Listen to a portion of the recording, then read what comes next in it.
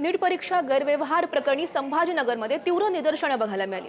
NSUI संघटनेनं क्रांती चौकात सरकारविरोधात मोठं आंदोलन केलं। खासदार कल्याण काळेंच्या उपस्थितीमध्ये विद्यार्थ्यांचा हा एल्गार बघायला मिळाला। परीक्षा रद्द झाल्यामुळे विद्यार्थ्यांमध्ये प्रचंड संतापाचं वातावरण आहे।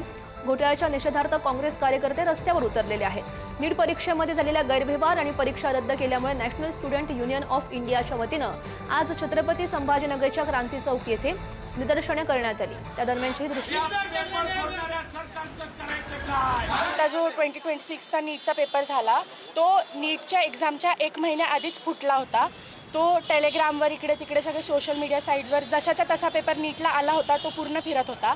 आणि जे लोक खरंच जे आमच्यासारखे स्टुडंट जे खरंच मेहनत करतायत त्या लोकांसोबत खूप मोठा हे धोका झाला आहे। सरकारला आपण मायबाप म्हणून बघतो। यांचे पूर्वीच रेट ठरलेले असतात। टेलिग्रामवर असे स्क्रीनशॉट्स व्हायरल होता की तुम्हाला पेपर पाहिजे का, तुम्हाला 20 लाख रुपयात पेपर मिळेल, या गोष्टी मिळेल।